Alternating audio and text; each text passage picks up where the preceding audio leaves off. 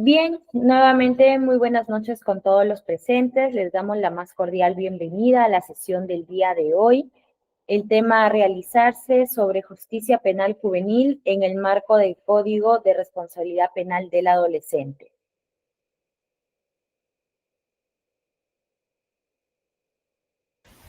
Les damos la más cordial bienvenida a todos los presentes. El Centro de Formación Continua, en convenio con el Ilustre Colegio de Abogados de Piura, desarrollaremos este seminario de actualización que estará a cargo de la docente doctora Claudia Félix Pacheco, que ya se encuentra en sala y le damos la más cordial bienvenida. Les recordamos a todos los participantes que esta clase está siendo grabada, que es de acceso totalmente gratuito. Si tienen colegas que se encuentran interesados, pueden compartirles el enlace. Y les sugerimos a todos, por favor, mantener su micrófono y su cámara apagados con el fin de evitar interferencias durante la ponencia. Recordarles que al finalizar la ponencia, la doctora hará un pequeño espacio para algunas preguntas, excepto durante la exposición deseen realizar alguna consulta puntual. Ustedes pueden presionar la manito o escribir su consulta en el chat para darle. Les damos a todos los presentes la más cordial bienvenida. En convenio con el Ilustre Colegio de Abogados de Piura desarrollaremos este seminario el día de hoy.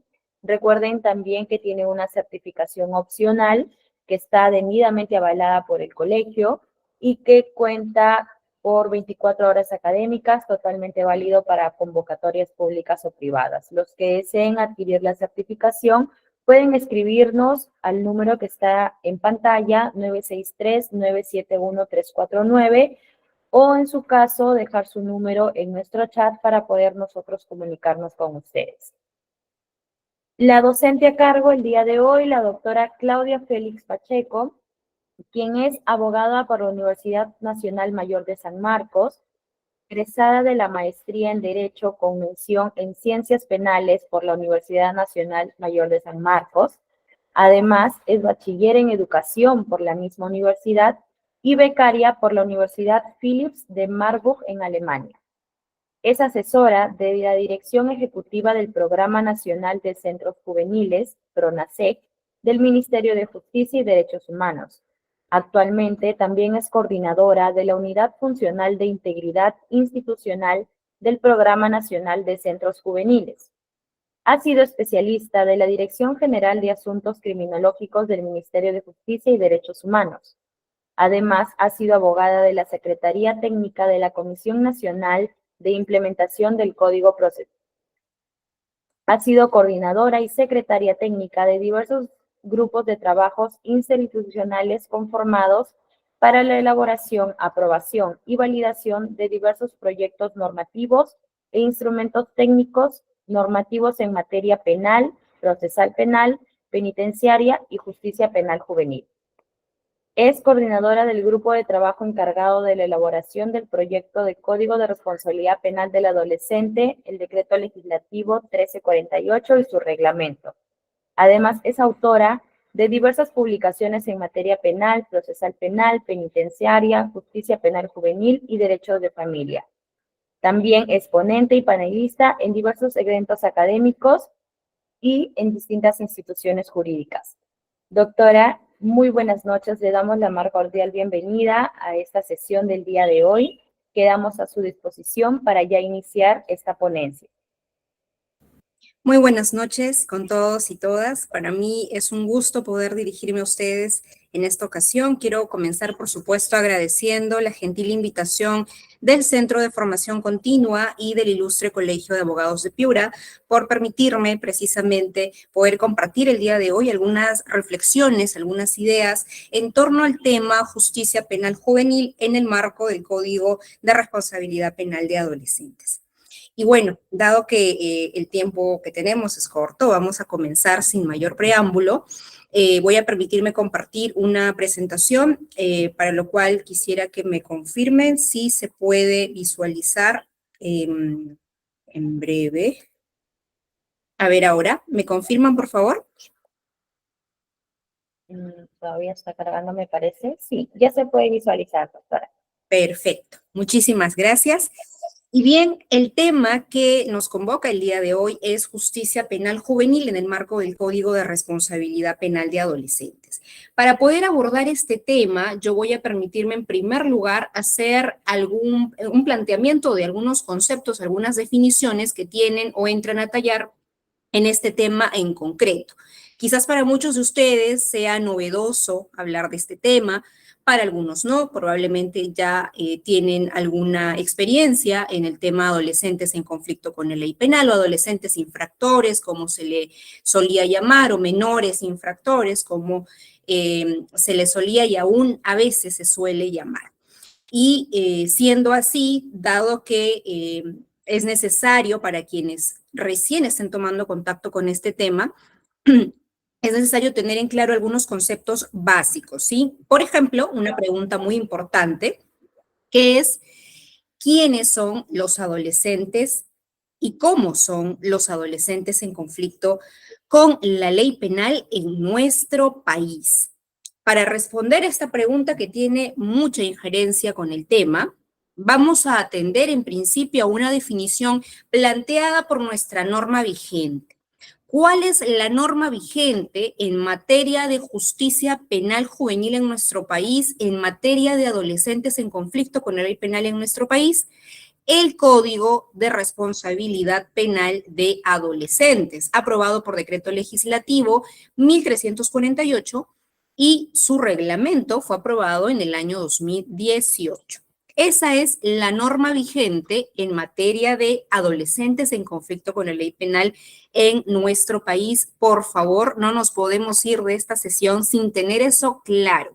Más adelante voy a hacer algunas precisiones sobre este punto en relación con la norma vigente, porque ciertamente todavía mantenemos de manera ultraactiva también vigentes algunos artículos del Código de los Niños y Adolescentes. Más adelante vamos a ver en detalle de qué o a qué artículos me estoy refiriendo. Para responder a la pregunta que vemos en pantalla, yo voy a caracterizar a estos adolescentes en conflicto con la ley penal atendiendo a ciertos factores que ya vamos a ver más adelante de qué se trata. Pero quiero partir en principio, como ya había señalado, por una definición normativa, ¿ok? Y para eso voy a valerme precisamente de la definición que el Código de Responsabilidad Penal de Adolescentes y su reglamento han previsto. ¿Y cuál es esta definición? El código nos dice que un adolescente en conflicto con la ley penal es la persona mayor de 14 y menor de 18 años que ha incurrido en una infracción a la ley penal o respecto de quien se presume su comisión. Aquí entran a tallar, estimados y estimadas, conceptos en materia de derecho penal, como se habrán podido dar cuenta. ¿Sí? Justicia penal juvenil es un ámbito que conglomera diversas aristas del derecho de análisis normativo en cuanto a disposiciones de derecho penal, de las ciencias penales en general. Y hablo aquí de derecho penal sustantivo, derecho penal procesal, de ejecución penal. Hablo de criminología, de política criminal, pero también hablo de derechos humanos, de convención sobre los derechos del niño, de derechos de la adolescencia, de la niñez. Entonces es una materia muy amplia, ¿ok? Así que para quienes, digamos, estén viendo este tema por primera vez, hay que tener eso en cuenta, ¿ok? No se sientan mal si algo no les está quedando claro, por favor, hacia el final vamos a tener un espacio para preguntas, pero quiero que me sigan hasta aquí. Una persona mayor de 14 años y menor de 18 años que incurre en una infracción a la ley penal, es decir, que comete lo que para adultos sería un delito, es un adolescente en conflicto con la ley penal. También entra en esta definición aquel adolescente respecto de quien se presume la comisión de una infracción a la ley penal. ¿Qué quiere decir esto segundo? Es aquella persona que todavía no, respecto de quién o a la que todavía no se le ha determinado la responsabilidad penal.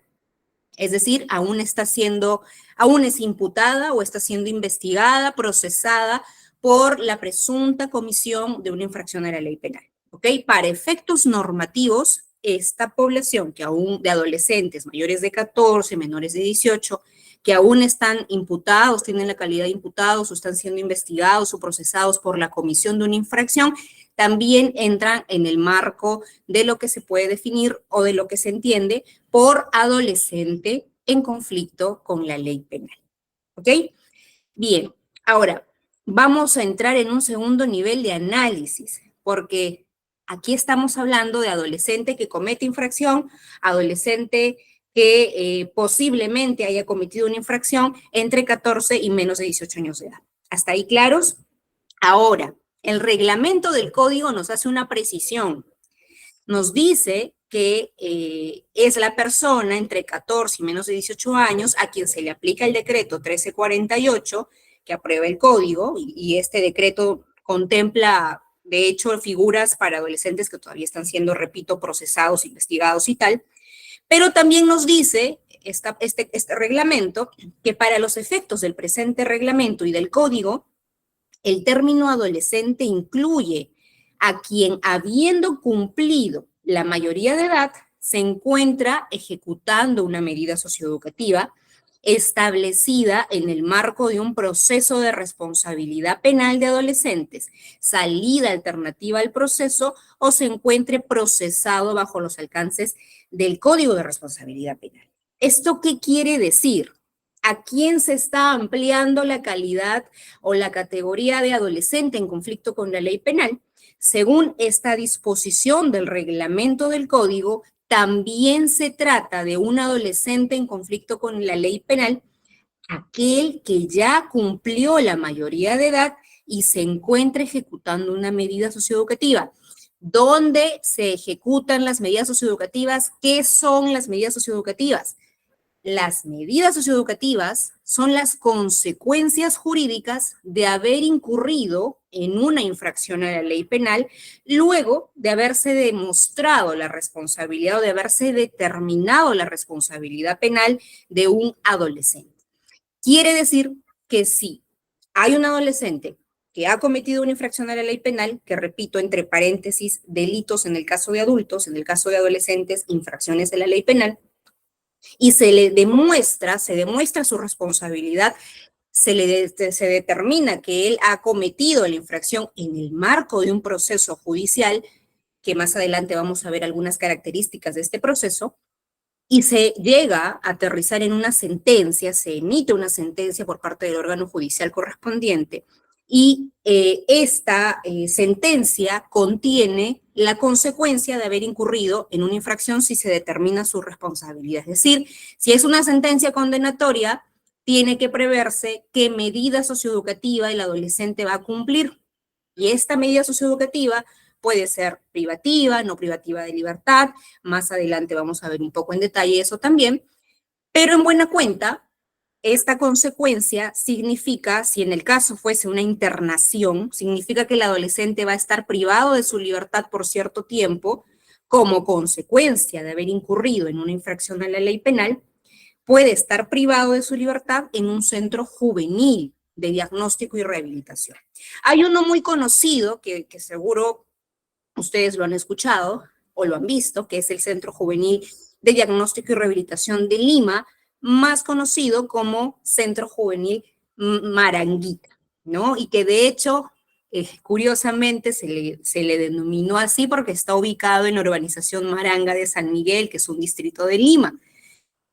Curiosamente, en los demás centros juveniles que tenemos a nivel nacional, también se le conoce así. De hecho, en Piura hay un centro juvenil que está ubicado en un espacio, bueno, no recuerdo exactamente la dirección, pero sí está un poquito alejado de la ciudad.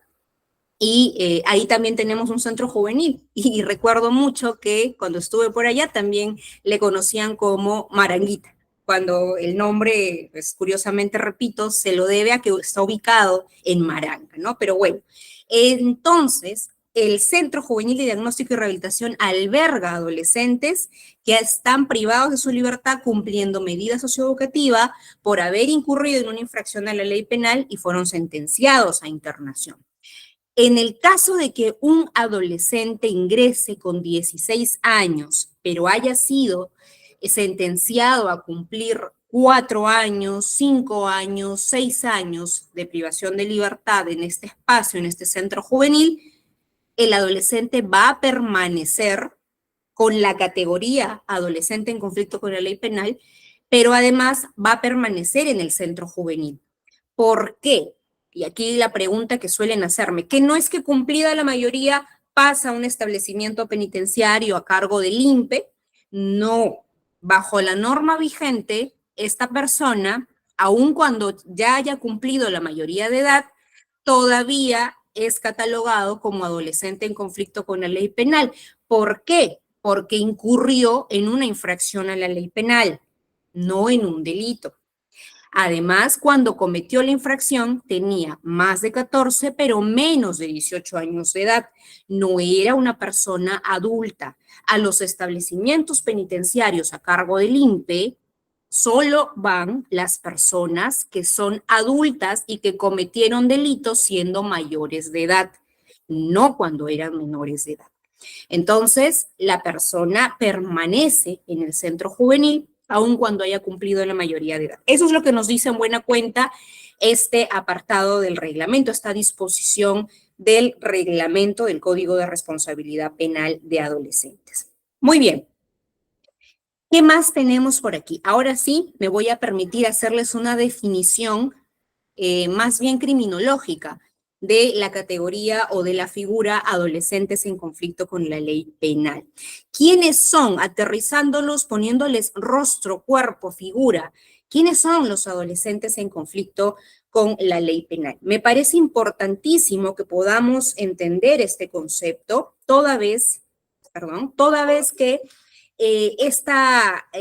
este punto nos permite, o esta definición a través de los factores de riesgo, los factores de protección que presentan nuestros adolescentes, nos van a permitir tener muy en cuenta y tener una visión más clara y real de con quiénes o a quiénes nos referimos, concretamente, a quiénes nos referimos, quiénes son nuestros adolescentes. Yo quisiera, por ejemplo, caracterizar quiénes son los alumnos o los participantes de esta jornada, de esta sesión del Centro de Formación Continua. Pues podría decir que son estudiantes, que son discentes, empeñosos, esforzados, proactivos, responsables, puntuales. Vamos, por supuesto que sí.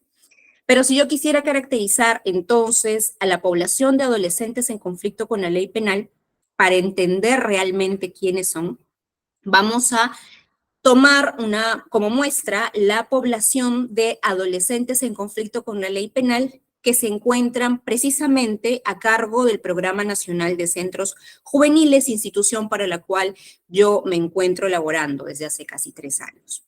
El Programa Nacional de Centros Juveniles tiene a su cargo el Sistema Nacional de Reinserción Social de Adolescentes en conflicto con la ley penal. ¿Ok? Y esta población básicamente está conformada por aquellos y aquellas adolescentes que han sido sentenciados y sentenciadas a cumplir medidas socioeducativas, que ya dije, ojo, las medidas socioeducativas son las consecuencias jurídicas de haber cometido una infracción a la ley penal. Haciendo una analogía con adultos, la consecuencia jurídica de cometer un delito, ¿cuál es? Una pena privativa, pena no privativa de libertad. En el caso de adolescentes, la consecuencia jurídica se llama medida socioeducativa. Puede ser de internación, privativa de libertad o no privativa de libertad también, ¿ok? Entonces, nosotros en el PRONASEC, en el Sistema de Reinserción Social de Adolescentes, tenemos a todos y todas aquellas adolescentes que han sido sentenciados y sentenciadas por la comisión de una infracción a la ley penal. Es decir, ya se sabe, ya se demostró que fueron ellos quienes cometieron la infracción de la ley penal, ¿no? Y que por eso son pasibles de la ejecución de una medida. Ahora, el PRONASEC, el Sistema de Reinserción, tiene 3 ámbitos de intervención. el grupo de adolescentes que están privados de libertad en los centros juveniles, el grupo de adolescentes que no están privados de libertad pero cumplen medidas socioeducativas no privativas de libertad, como la amonestación, la prestación de servicios a la comunidad, la libertad asistida, la libertad restringida. Y un tercer pequeño grupo son aquellos adolescentes que ya egresaron, que ya culminaron la ejecución de su medida socioeducativa, pero son acompañados en este proceso de retorno a su entorno social para evitar, o el objetivo de este programa es evitar los márgenes de reiterancia delictiva o reincidencia delictiva. Muy bien, siendo así, al mes de enero de este año, al cierre de enero, en total 3.777 adolescentes eran atendidos por el PRONACEA. De ellos, 1.790 adolescentes estaban privados de libertad, 1.593 estaban no privados de libertad y 394 ya habían egresado, pero estaban siendo acompañados a través de este programa de asistencia y seguimiento posterior al egreso. ¿Ok? Vamos con otra característica de esta población. De este total de adolescentes, 3.518 son varones. El 93.1% de la población de adolescentes en conflicto con la ley penal son varones, mientras que 259 adolescentes son mujeres. Solo el 6.9% de adolescentes son mujeres. Una brecha muy grande, ¿ok? Muy grande de adolescentes que incurren en infracciones a la ley penal, entre varones y mujeres. Ahora, en relación con la edad y género, solamente hablando de aquellos adolescentes que están privados de libertad, 1.790 adolescentes, por lo general, el criterio para que una persona, un adolescente, termine privado de libertad es porque la infracción que cometió es grave. Ese debiera al menos ser el criterio, por regla, que sea la infracción muy grave o más grave, ¿no? En cambio, a las medidas socioeducativas no privativas de libertad, por lo general se derivan adolescentes que cometieron infracciones no muy graves, ¿ok? Entonces, hablando de los que se encuentran o las que se encuentran privados y privadas de libertad, tenemos que el grupo mayoritario de adolescentes están entre los 17 años de edad. Como vemos aquí, este es el grupo mayoritario, 17 años. Le sigue el grupo de adolescentes que ya cumplieron mayoría de edad, 18 años. Le siguen aquellos que tienen 19 años. Luego los de 21 años a más. Luego nos vamos a los de 16 años. Luego a los de 20 años, a los de 15 y por último, en un pequeño grupo, están aquellos que tienen 14 años. Solo 15 adolescentes varones al cierre de enero de este año y una adolescente mujer al cierre de este año con 14 años de edad. ¿Ok? Entonces, de este primer cuadro podemos advertir que una característica de nuestra población de adolescentes que están en los centros juveniles o en los SOAS es que son una población mayoritariamente ya llegando a la mayoría de edad o mayor de edad, ¿ok? Entonces, con los adolescentes que no están privados de libertad, pero que ejecutan medidas no privativas, precisamente de libertad, en los servicios de orientación al adolescente a nivel nacional, que tenemos 26 servicios de orientación al adolescente a nivel nacional y solo 9 centros juveniles en todo el país, uno está en Piura precisamente. En este caso, bueno, tratándose de los SOAS, veamos que el grupo mayoritario está representado por aquellos adolescentes en conflicto con la ley penal que ya tienen 21 años a más. Le siguen los de 18 años, luego los de 19, los de 20, luego los de 17, los de 16, los de 15 y en un pequeño grupo aquellos que tienen 14 años de edad con una cantidad de 9 varones y una adolescente mujer. Eso en cuanto a la caracterización de la edad respecto de aquellos adolescentes que están privados y no privados de libertad. Vamos con un factor de riesgo muy importante. Cuando yo hablo de factores de riesgo, estimados y estimadas, estoy haciendo referencia a aquellas circunstancias o condiciones que envuelven a los adolescentes o en las que se encuentran ellos, de tipo personal, de tipo familiar, de tipo social, que en buena cuenta y en conjunto motivan o motivaron o fueron la causa de que este adolescente o esta adolescente incurra en una infracción a la ley penal. Factores criminógenos, factores de riesgo. Pueden ser estáticos, pueden ser dinámicos. En buena cuenta, cuando hablamos de adolescentes en conflicto con la ley penal, y aquí me adelanto un poco, estoy hablando de factores de tipo deserción escolar, de factores de tipo consumo de drogas, de otro factor del tipo violencia en el hogar, abandono de los padres, violencia en el entorno social, influencia negativa de pares.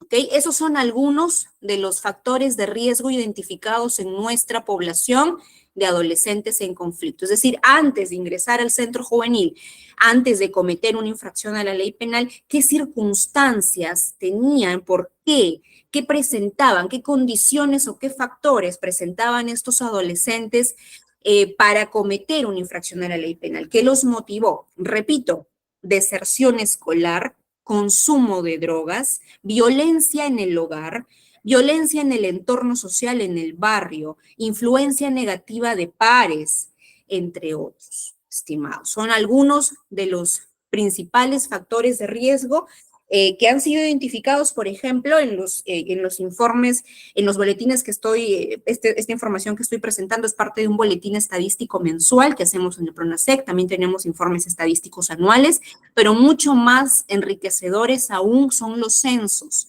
Hubo un censo nacional, el primero que se hizo en centros juveniles del año 2016, que me permite expresar ahora a ustedes cuáles son estos factores de riesgo que se identificaron en la población del año 2016.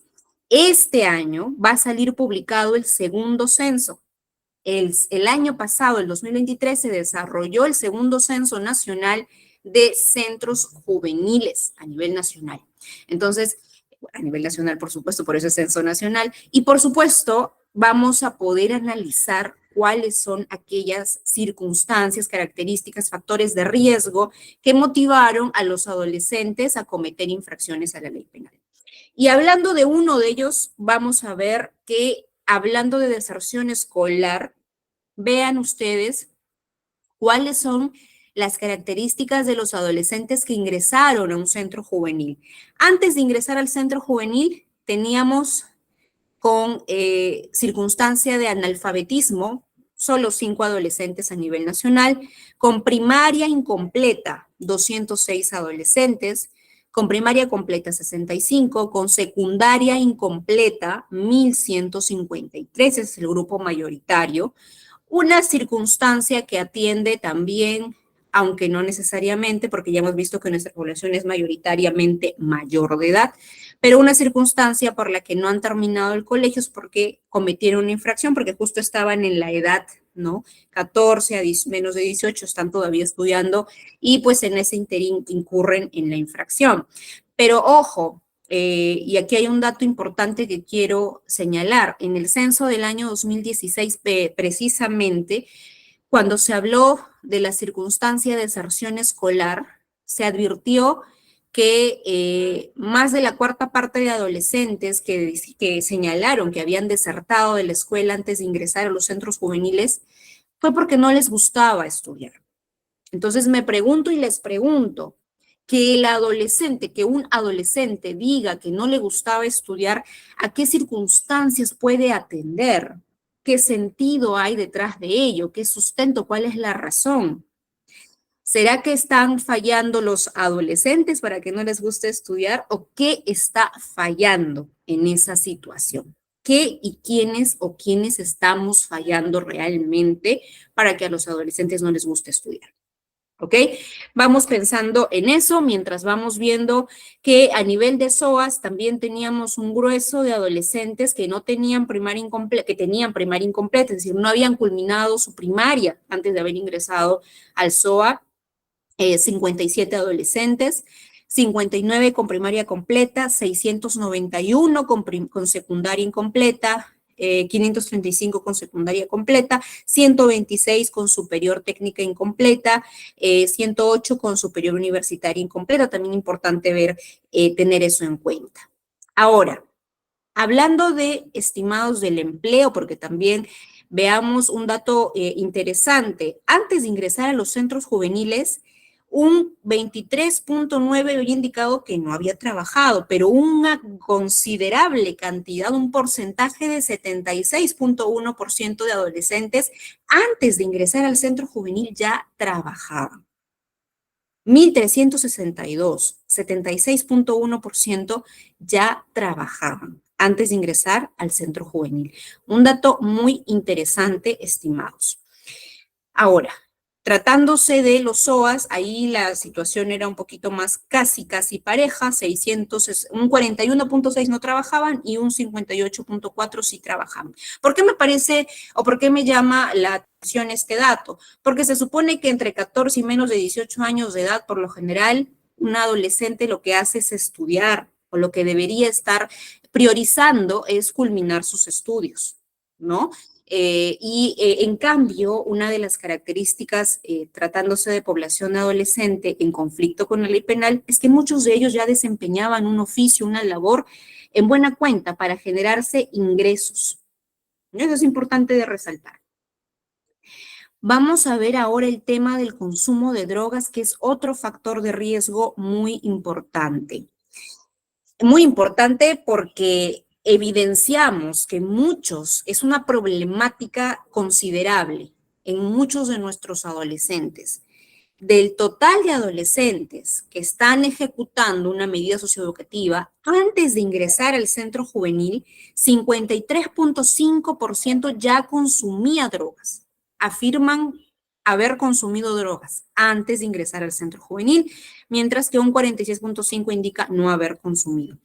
Algo que salió del censo, y recuerdo mucho también, es que una de las, y creo que está acá, sí, se registra el inicio de consumo incluso a los 7 años de edad.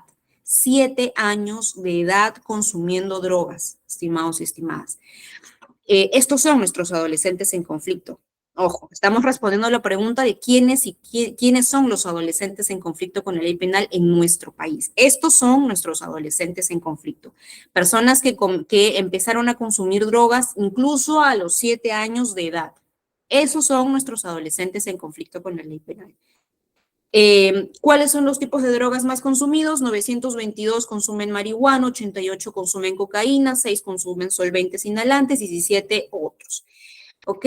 En el caso de los SOAS, en cambio, 447 alcohol, le sigue la marihuana, PVC, cocaína más marihuana y otros 26. Vamos ahora con la situación procesal. Hablando de la situación procesal, una considerable cantidad, felizmente, se encuentran ya sentenciados, porque lo que es bastante reprochable para un sistema de justicia penal, sea de adultos y mucho más tratándose de adolescentes, es mantener privado o privada de libertad a una persona sin sentencia. Eso es altamente reprochable y criticado por organismos internacionales a todo Estado. Que lo hayamos relativamente normalizado hasta hace algunos años atrás para adultos, no significa que eso esté correcto, ¿ok?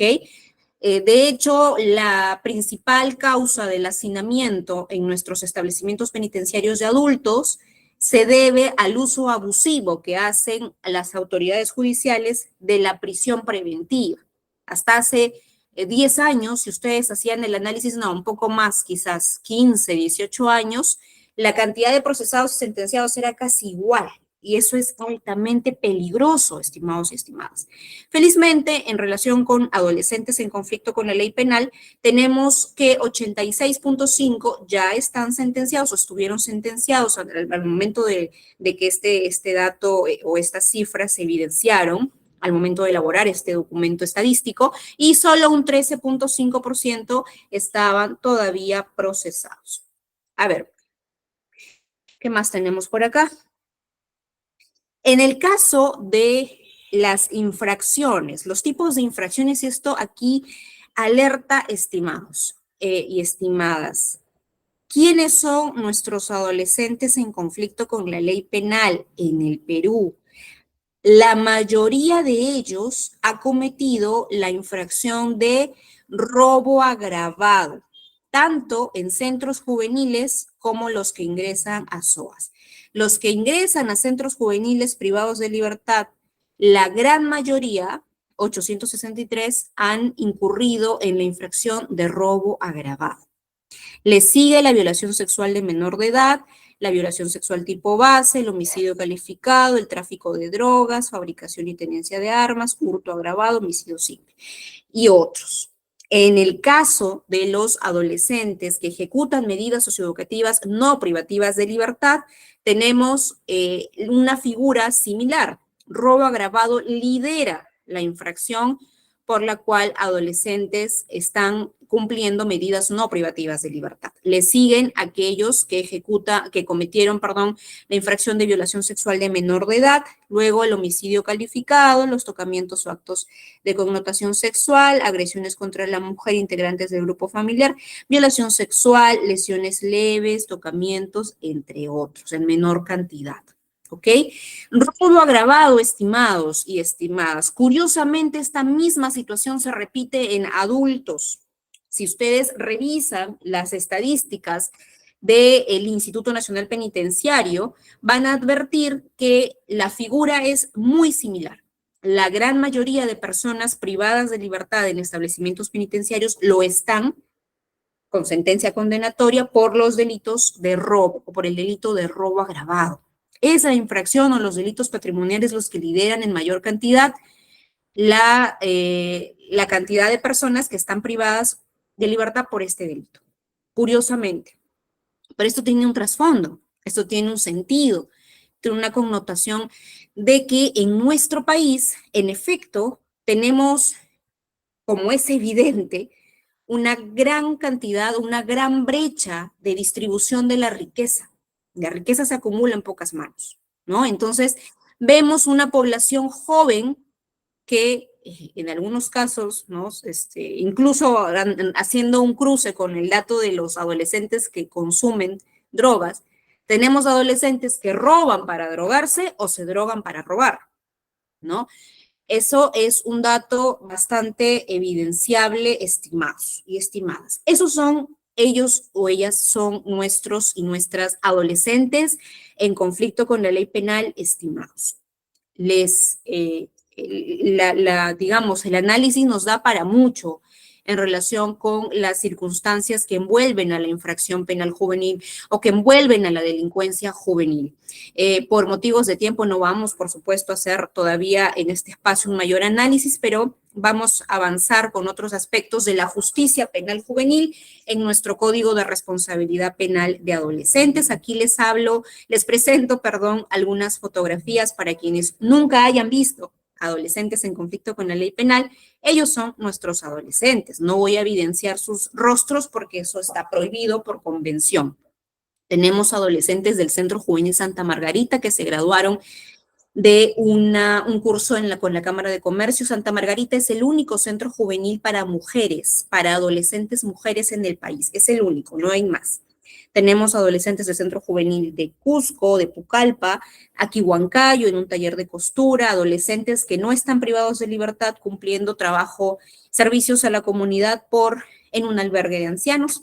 Aquí tenemos un ingresante del SENAT, ingresó a SENAT un adolescente de un SOA, las chicas de Santa Margarita en una actividad,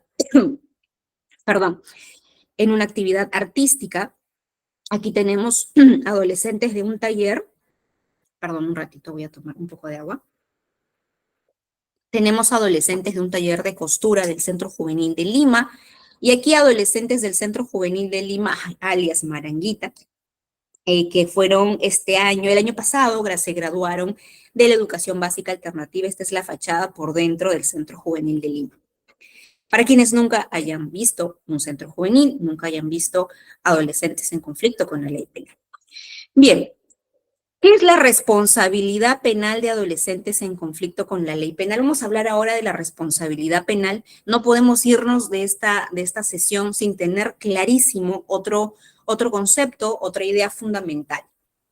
Y esto responde a una pregunta básica que a cualquiera nos puede surgir a partir de las ideas que ya hemos planteado. Entonces, los adolescentes en conflicto con la ley penal sí responden penalmente. No es que, según nuestro Código Penal, los menores de edad son inimputables. Tenemos un artículo en el Código Penal que nos dice cuáles son o quiénes son inimputables, es decir, que no tienen capacidad de imputabilidad y por ende no pueden responder penalmente frente a un delito. El Código Penal nos dice eso y nos dice que son inimputables las personas menores de edad, menores de 18 años. A partir de los 18 años se adquiere la capacidad de imputabilidad plena, ¿ok? Sin embargo, estimados y estimadas, hablando de adolescentes en conflicto con la ley penal, podemos afirmar que las personas menores de 18 años de edad, y en nuestro caso, en el caso del Estado peruano, las personas mayores de 14 sí tienen responsabilidad penal, sí responden penalmente por las consecuencias de los hechos que se llaman infracciones a la ley penal, de aquellos hechos que atentan contra bienes jurídicos y que están tipificados en el Código Penal de Adultos, ¿ok? Sí, las personas menores de 18 años y mayores de 14 responden penalmente. ¿Y por qué? ¿Y cómo responden? ¿Cómo así? Vamos ahí, vamos a esto. Existe una figura, una categoría jurídica que se llama edad mínima de responsabilidad penal. Esta edad mínima de responsabilidad penal está establecida o ha sido prevista, esta exigencia de edad mínima de responsabilidad penal ha sido prevista en la Convención sobre los Derechos del Niño. Y el Comité de los Derechos del Niño, que es el máximo intérprete de la convención y que además emite periódicamente observaciones generales para interpretar, para entender evolutivamente, pues se saben que, digamos, es dinámico esta evolución de la vida humana. Entonces, lo que en algún momento, hace 30 años o más de 30 años que ya tiene la convención, se entendía de cierta forma, o la realidad de hace más de 30 años no es la misma que la que tenemos al 2024 y no es la misma que teníamos hace 5, hace 10 años o hace 20 años. Por eso el Comité de los Derechos del Niño periódicamente emite comentarios, observaciones generales. Algunas de ellas nos permiten interpretar precisamente algunos aspectos referidos a la justicia penal juvenil, justicia penal de adolescentes, responsabilidad penal de adolescentes.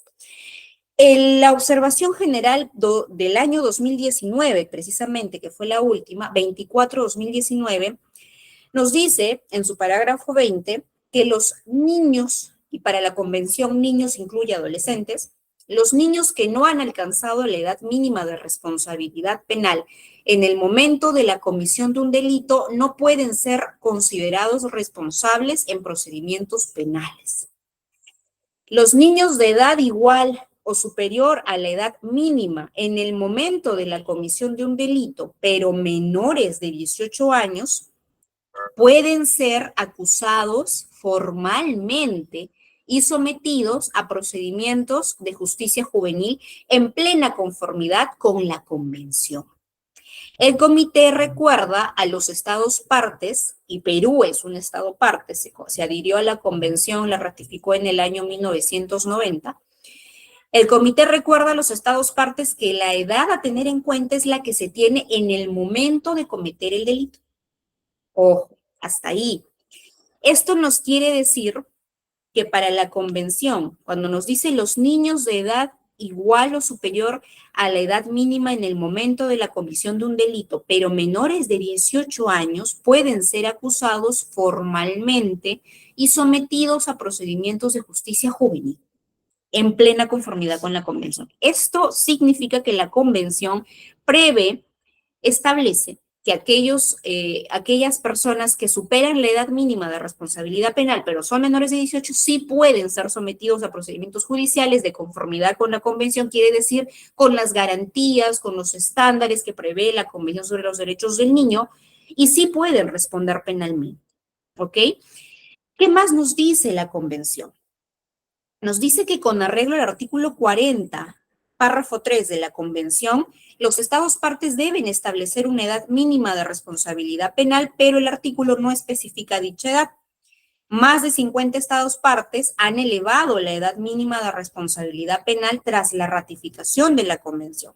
Y la más común a nivel internacional es 14 años. No obstante, los informes presentados por los Estados partes indican que algunos estados mantienen una edad de imputabilidad penal tan baja que resulta inaceptable.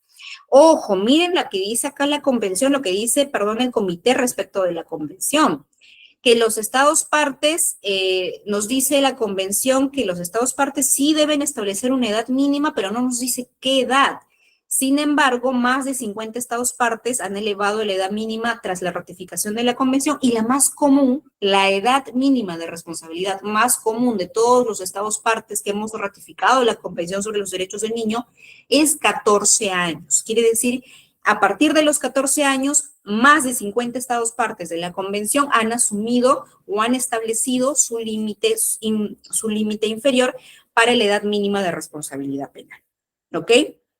Y, ¿qué más nos dice? Las pruebas documentadas, ojo aquí, estimados, esto es muy importante, las pruebas documentadas en los campos del desarrollo infantil y la neurociencia indican que la madurez y la capacidad de pensamiento abstracto todavía están evolucionando en los niños de 12 a 13 años, debido a que la parte frontal de su corteza cerebral, esta es la parte frontal de la corteza cerebral, aún se está desarrollando. Por lo tanto, es poco probable que comprendan las consecuencias de sus acciones o que entiendan los procedimientos penales. También se ven afectados por su entrada en la adolescencia. Como señala el Comité en su Observación General número 20 del año 2016 sobre la efectividad de los derechos del niño durante la adolescencia, esta es una etapa singular de definición del desarrollo humano, caracterizada por un rápido desarrollo del cerebro, lo que afecta a la asunción de riesgos, a ciertos tipos de toma de decisiones y a la capacidad de controlar los impulsos. Entonces, estimados, lo que nos dice aquí, que además tiene un correlato bastante fiel en nuestra legislación nacional, es que, según la Convención y según los estudios neurocientíficos, nosotros a partir de los, digamos, en toda la etapa de la adolescencia, estamos todavía desarrollando nuestra corteza prefrontal del cerebro.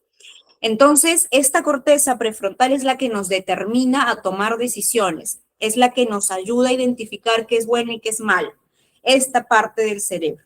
Y en nuestra adolescencia todavía esta parte se está desarrollando, ¿ok?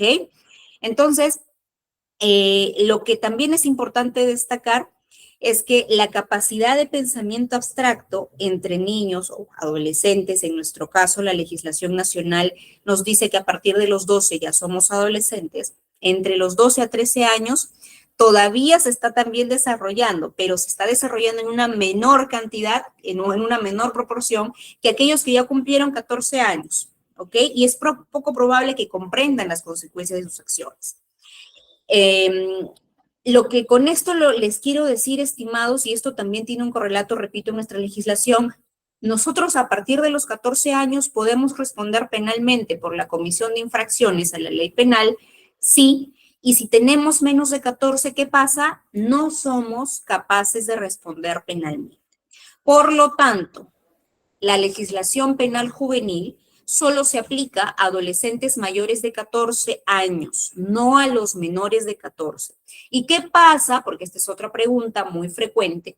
¿Y qué pasa con los menores de 14 que incurren en infracciones a la ley penal o que cometen delitos? Eso no pasa. Para comenzar, legalmente, una persona menor de 14 años no comete infracciones a la ley penal, no comete delitos.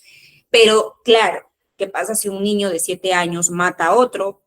O un adolescente de 13 años viola a una de 12 años, o de 7 años, o de 8 años. ¿O qué pasa si es que hay un robo de una persona de 8 años, de 9 años hacia otra persona? Si una persona, un niño de 8 años le roba a otro o a otra persona, ¿qué pasa con ellos? Ellos no tienen capacidad de respuesta penal según nuestra legislación nacional vigente, según el Código de Niños y Adolescentes. Con ellos se aplican medidas de protección.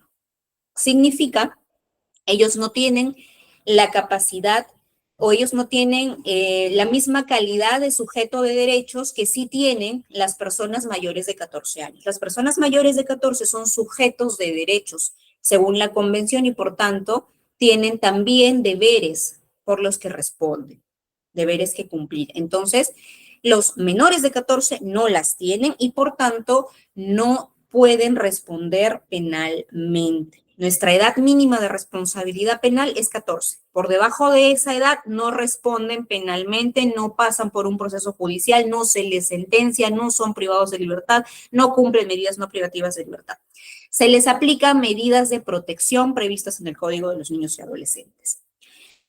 Bien, estimados, entonces, como por último, para cerrar con el tema de la edad mínima de responsabilidad penal, el comité reconoce que si bien es importante fijar una mayoría de edad penal en un nivel razonablemente alto, un enfoque eficaz depende también de la manera en que cada estado trate a los niños mayores y menores de edad. ¿No? El comité seguirá examinando, nos dice esta cuestión en el examen de informes, los niños que no han alcanzado la edad mínima de responsabilidad penal deben recibir asistencia y servicios de las autoridades competentes según sus necesidades y no deben ser considerados como niños que han cometido delitos penales. Es lo que les acabo de decir. Los menores de 14 años no deben ser considerados como niños que han cometido delitos penales porque no tienen capacidad de respuesta penal. No tienen capacidad de respuesta penal. Las personas mayores de 18 años, ¿tenemos capacidad de respuesta penal? Sí, porque somos imputables, siempre que no tengamos alguna limitación en nuestra capacidad psicológica, en nuestra capacidad mental, es decir, no seamos por ejemplo, enajenados mentales o que nos permita ello limitarnos en nuestra responsabilidad. Aquello que nos limita en la posibilidad de motivarnos penalmente por una norma penal nos haría inimputables. Recordemos que también el Código Penal nos habla de aquellos que tienen alguna anomalía psíquica grave, por ejemplo, ¿no? Ellos tampoco son imputables. Pero por lo general una persona que no carezca o que no presente ninguna anomalía psíquica, sí responde penalmente como un adulto, pero esa responsabilidad es una responsabilidad penal como un adulto. La responsabilidad penal de los adolescentes en conflicto no es la misma que los adultos. Ellos responden penalmente de una forma y los adolescentes en conflicto con la ley penal responden penalmente de otra forma. ¿Por qué no responden como los adultos? Porque no son adultos, porque son adolescentes que están terminando de formar su personalidad biológica, psicológicamente hablando, emocionalmente hablando, sigue desarrollándose la corteza prefrontal del cerebro, por lo tanto, no tienen cómo responder de la misma forma que lo hace un adulto. Entonces, por supuesto que ya pueden advertir que si a alguien se le ocurre preguntar, pero no deberían responder penalmente como adultos, ellos ya se dan cuenta, ellos ya conocen, ellos ya saben mejor que uno. Una cosa es que piensen de una manera más madura o que tengan conocimientos más avanzados que todos nosotros, y otra muy distinta es que tengan la capacidad para discernir correctamente, como sí lo podemos hacer nosotros, supuestamente, qué es lo correcto de lo incorrecto, qué está bien y qué está mal, y a motivarnos por nuestras decisiones. Eso todavía no lo pueden hacer, porque según estudios neurocientíficos, ellos todavía se siguen desarrollando. Nosotros ya nos hemos desarrollado plenamente, supuestamente. hasta que no haya un informe que determine lo contrario, tenemos que asumir ello. Entonces, estimados, aquí tenemos algunas, creo que está un poco pequeño, pero aquí había plasmado las edades mínimas de responsabilidad penal y máximas de responsabilidad penal en algunos países de la región. En el caso del Perú, nuestra edad mínima es 14 años. Igual en el caso de Paraguay, de Colombia, de Chile, de Bolivia. ¿Qué pasó con Uruguay? La tienen en 13 años. En Nicaragua, 13 años. En México, 12 años. En Costa Rica, 12 años. En Brasil, 12 años. Esa es su edad mínima de responsabilidad penal. ¿Y cuáles son aquellos de los que hablaba el comité que son reprochables o que eso no debería pasar? Aquí, pues miren, tenemos edad mínima de 7 años en Trinidad y Tobago, en Granada, en Tobago. Tenemos países, ¿no? Que incluso americanos son de Centroamérica, si no me equivoco. Estos países tienen o presentan edades mínimas de responsabilidad penal muy bajas, muy por debajo de lo que la convención ha recomendado, que es 14. Bien, vamos a hablar rápidamente ahora del cuerpo normativo internacional y nacional en materia de justicia penal juvenil. Nosotros tenemos a la Convención sobre los Derechos del Niño por encima de todo nuestro bagaje normativo. Esa es nuestra norma matriz. Del año 1989, Perú se acogió en el 1990. Tenemos asimismo reglas, directrices que constituyen estándares internacionales sobre la materia, las directrices de Riad, las reglas de Beijing, las directrices de Viena, las reglas de Tokio, las reglas de La Habana. Tenemos, eso ya lo mencioné, a propósito de la convención, quiero que veamos este detalle. La convención trae consigo un paradigma, ¿ok? Una doctrina que orienta las disposiciones de la convención. Esta doctrina se llama doctrina de protección integral y que se corresponde con un modelo jurídico garantista y presenta ciertas características, esta doctrina. Para comenzar, el término menor, que antes se conocía, con el que se conocía a los niños, niñas y adolescentes, precisamente da paso a los términos niño, niña y adolescente. ¿Qué pasaba antes? Cuando hablo de antes me refiero al paradigma anterior, a la doctrina de situación irregular que se corresponde con un modelo jurídico tutelar. Y aquí hablamos del término menor, que implica a la población por debajo de los 18 años de edad con incapacidad y dependencia de los padres y el Estado. Quiere decir que son objetos de protección. Así se les conocía, así se entendía a las personas menores de edad, ¿ok? Menores. Yo les aliento a que a partir de esta sesión dejemos de utilizar el término menores. Ya no existe el término menores para hablar de niños, niñas y adolescentes. No hay menores infractores. Hay niños, niñas y adolescentes. ¿Por qué? ¿Por qué es necesario? ¿Por qué este cambio? Este cambio no solo es un tema eufemístico, por cierto, no solo es un cambio de nombre, tiene un trasfondo. En este caso, para la doctrina de protección integral, hablar de niños y adolescentes es hablar de sujeto de derechos y garantías. En cambio, para la doctrina de situación irregular, los menores son sujetos pasivos de intervención jurídica, objetos de protección, no sujetos de derechos, ¿ok?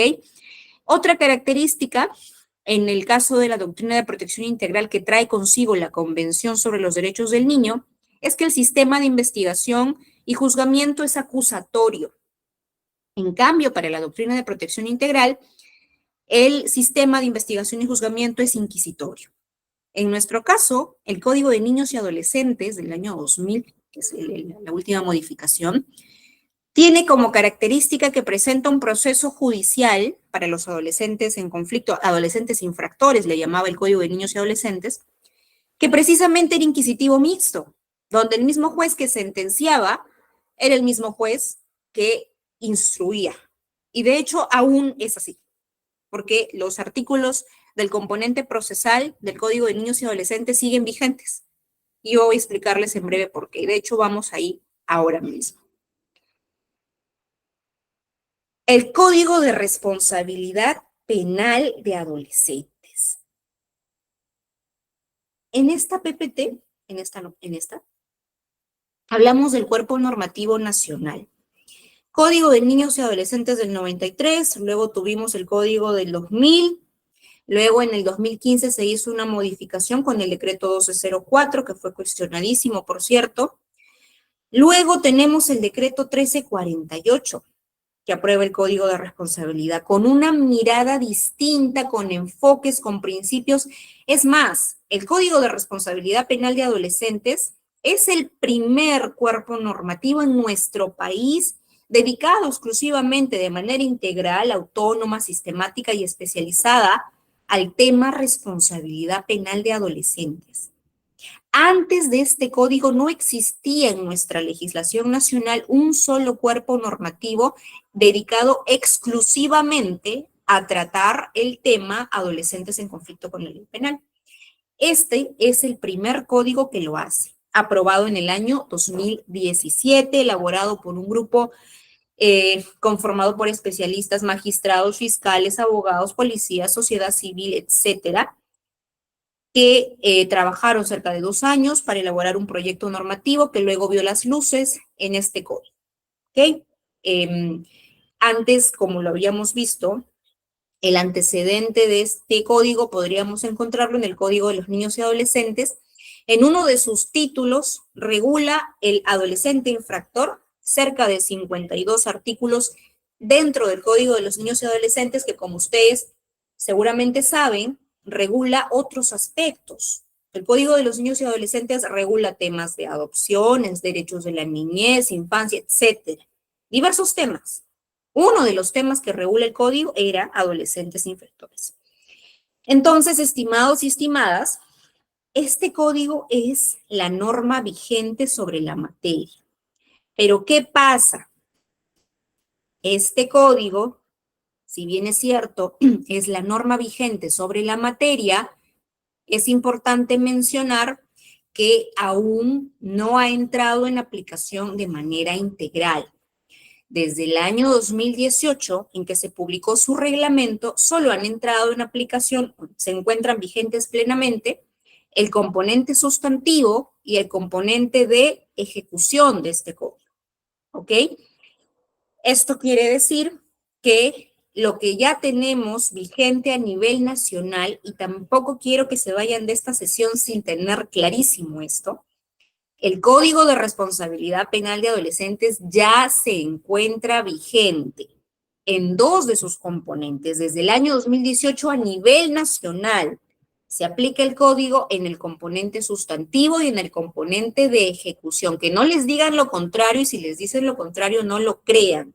Y hago énfasis en esto porque me parece sumamente triste, lamentable y grave que reciba yo sentencias de jueces que me digan que el código, que me apliquen el código penal o que apliquen el código de niños y adolescentes para sentenciar a los adolescentes en conflicto con la ley penal. Lo que tienen que utilizar para sentenciar es el Código de Responsabilidad Penal de Adolescentes. Aquí ya se prevén qué medidas socioeducativas existen y cómo se van a ejecutar. Lo que todavía no se encuentra en aplicación es el componente procesal. Todo el componente procesal del Código de Responsabilidad Penal de Adolescentes se está esperando desde hace años, desde el 2018, la posibilidad de aplicarse. Hasta el momento, el Estado peruano no ha tenido la intención de hacerlo. Y eso es una crítica que hay que asumirla porque pues no se está dando prioridad al tema. Y eso es lo real. No se le está dando prioridad al tema. Y es que implementar el componente procesal de un código como este es hacer una serie de reformas que implican recursos económicos, ¿okay? A las instituciones involucradas en el sistema de justicia penal juvenil, que son Ministerio Público, Policía, Poder Judicial, Defensa Pública y PRONACEF. Aún el tema está pendiente de ser aplicado. Uy, me parece que alguien levantó la mano.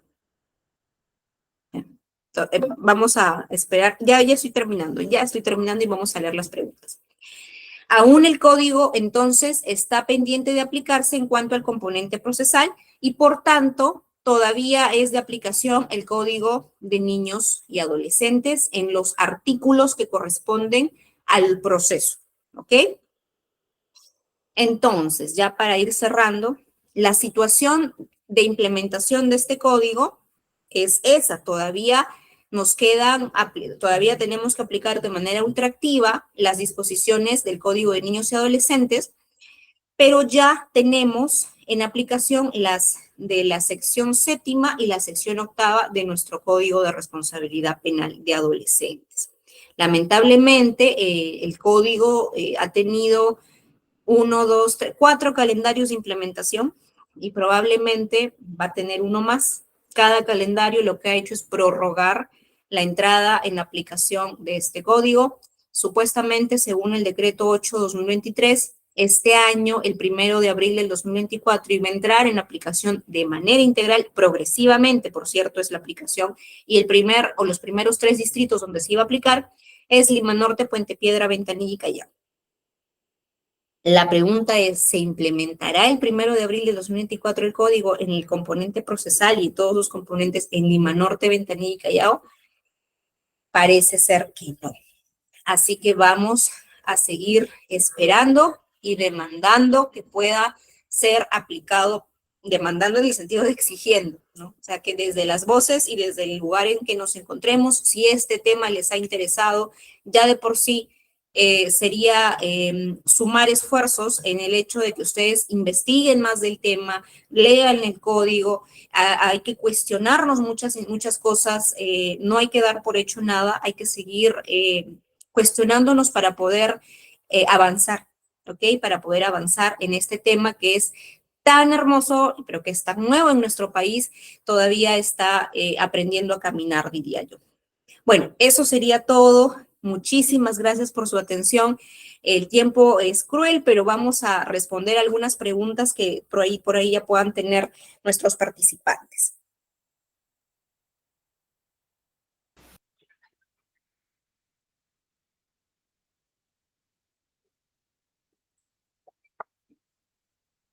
Sí, a ver, vamos a ir en orden, doctora. Muchísimas gracias por la capacitación del día de hoy. La verdad ha sido una sesión magistral y esperamos contar con su participación en unas próximas conferencias, en unas próximas clases. Tenemos primero una pregunta en el chat del doctor James Sánchez que nos dice, ante un delito flagrante que ha sido cometido por un adolescente entre 14 y 18 años, ¿se le debe detener o retener? Ya, el término retención fue un invento. Nadie lo reguló, nunca existió, no se lo menciona en ninguna norma. Es un término que ha sido tomado de la práctica policial. Ese término perdonen la expresión, lo inventaron nuestros efectivos policiales en algún momento hace muchos años y se lo ha recogido por ahí en algún documento, pero legislativamente no. Así que no es correcto hablar de retención, es detención.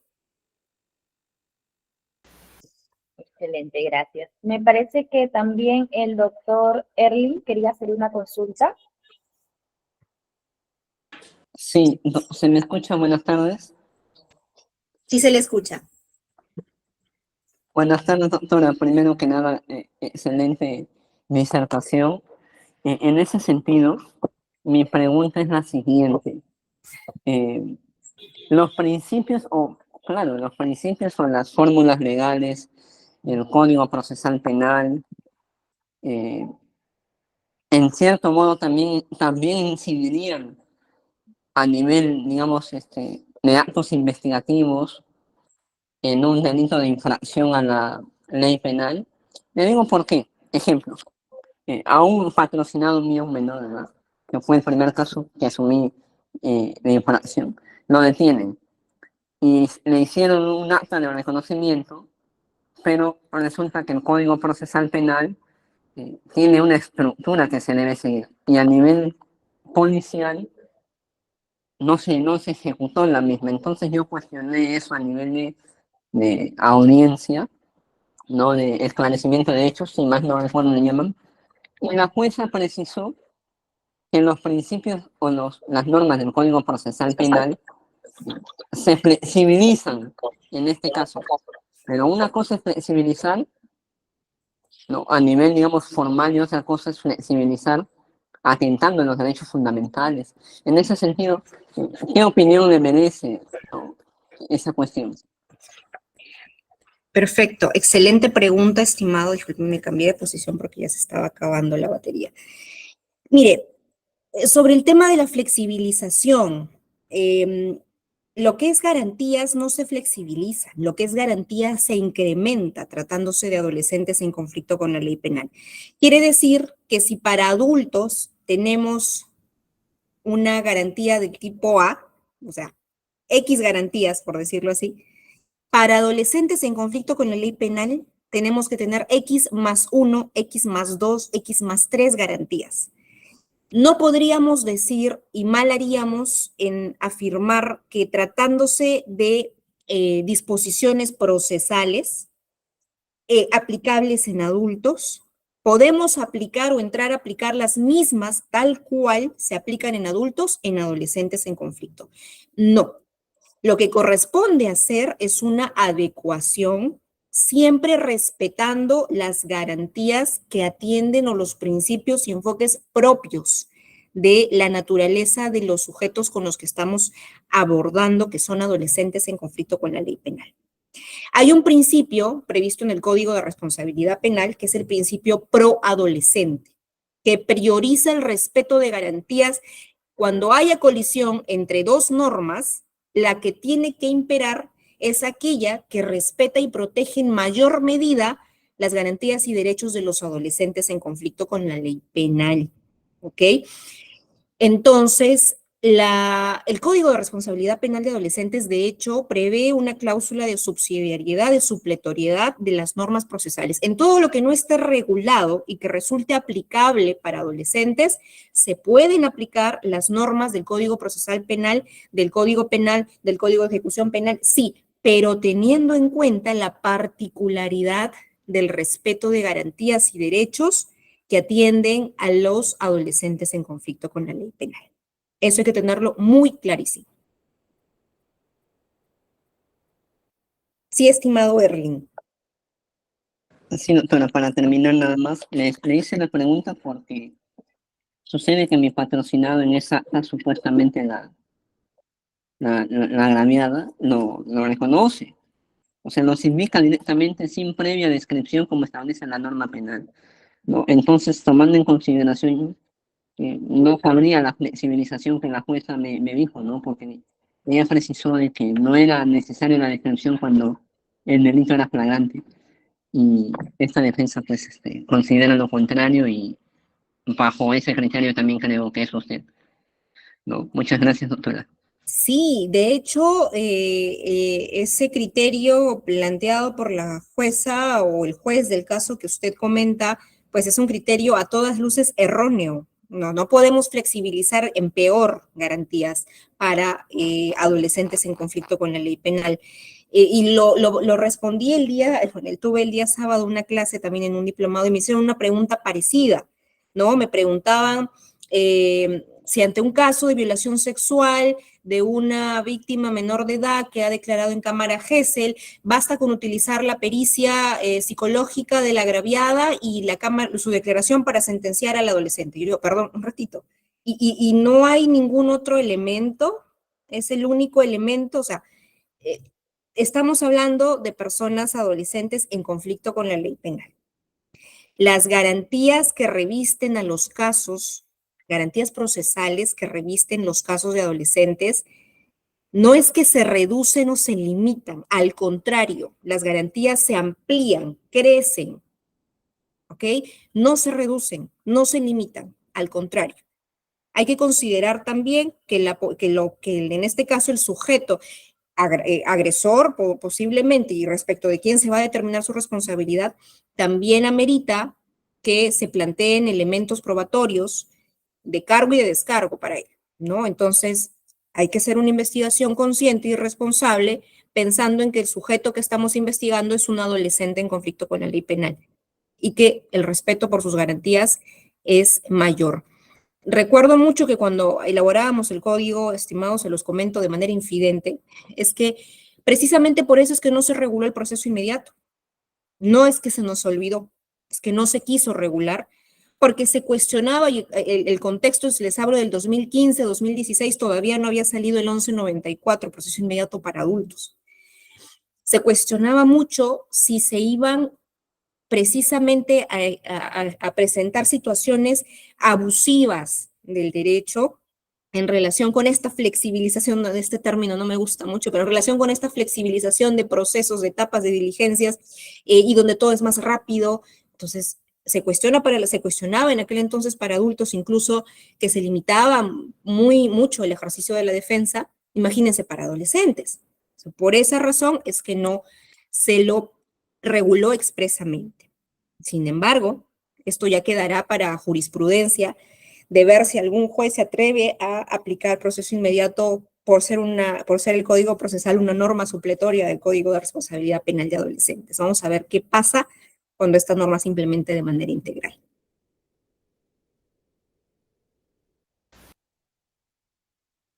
Muchas gracias, Erin. Sí. ¿Tenemos otra consulta más? Sí, doctor Daniel, ¿puede encender su micrófono? Ante todo, buenas noches, doctora. Buenas noches, quiero felicitarla. La verdad, una excelente exposición.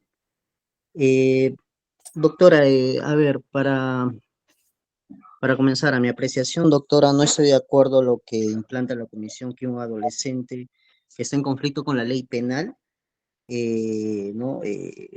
O sea, que haya cometido infracción, o sea, que se tome como que esté en desarrollo, que no piense igual que nosotros, que no razona igual, cuando la problemática social, ¿no? No va en contexto, ¿no? O sea, se ve a menores que son reincidentes, infractores, perdón, a adolescentes que son reincidentes, ¿no? Que cometen delitos, que pertenecen a bandas, organizaciones criminales, ¿no?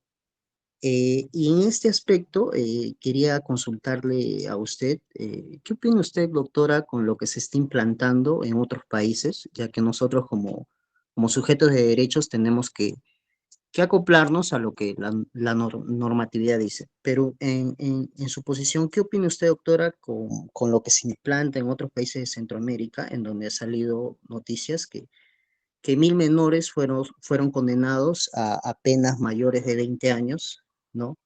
En el marco de los regímenes de sección, ¿no? En este caso, hablando del gobierno del presidente Nayib Bukele. ¿Qué opina usted, doctor, acerca de eso? Ya. Gracias por su pregunta, estimado Daniel. El tema que usted ha abordado toca mis fibras más sensibles, por supuesto.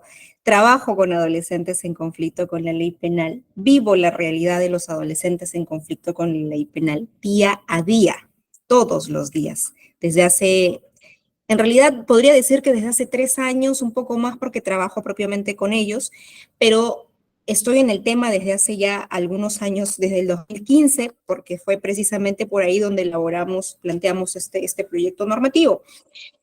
Pero, y bueno, la respuesta es muy amplia, tengo muchas aristas de análisis, pero voy a ser lo más concreta posible.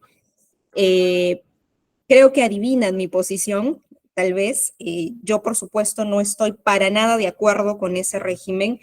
Me parece que en nuestra realidad sería contraproducente, irresponsable, imprudente, innecesario en términos de política criminal y analizando nuestra realidad criminológica.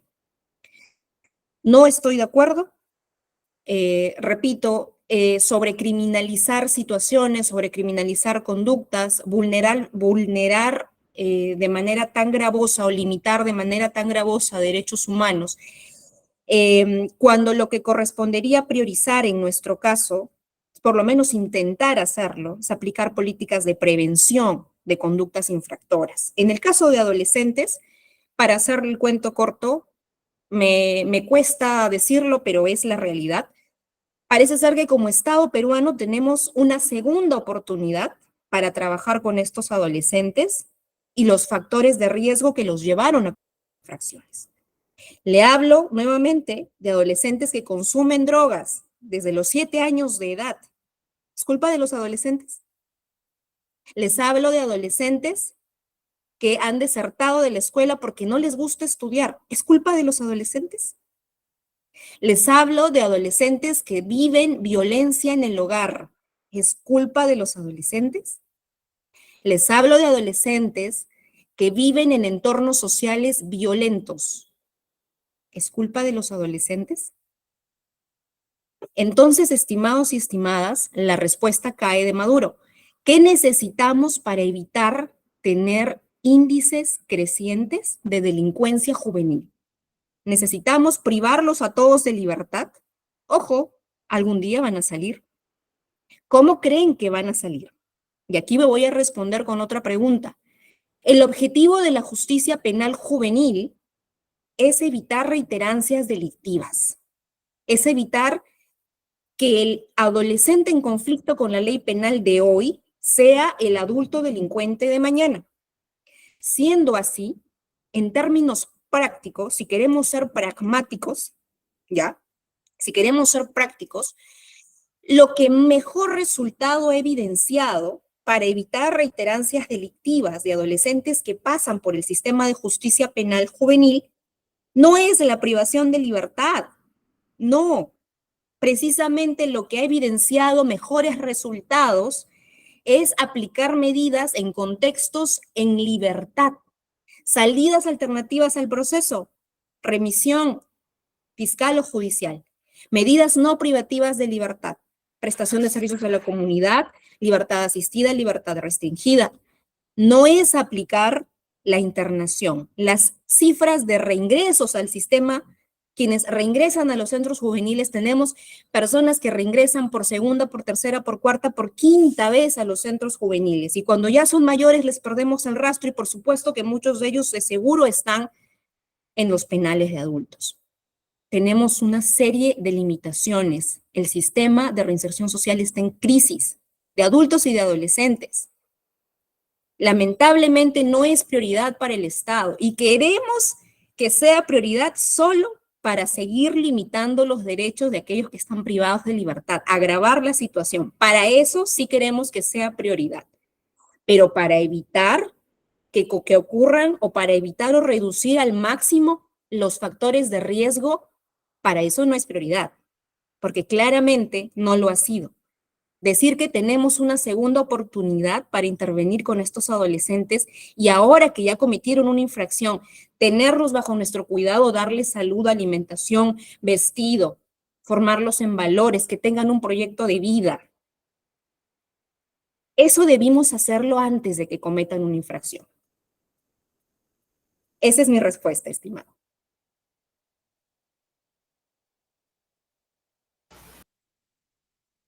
Bien, tenemos una última consulta del doctor Brígido. Doctor, ¿todavía desea realizar la consulta? Puede encender su micrófono.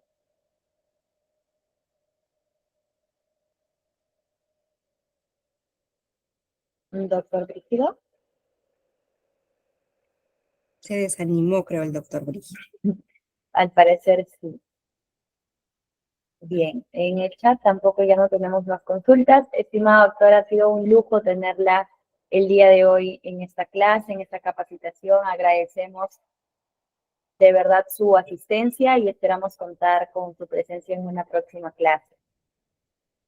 Muchísimas gracias. Muchísimas gracias a todos y a todas. Hasta una siguiente ocasión. Buenas noches. Gracias, que tenga buenas noches. Y estimados participantes, recordarles que esta clase es en convenio con el Ilustre Colegio de Abogados de Piura y los que deseen en caso adquirir la certificación también pueden escribirnos a los números que...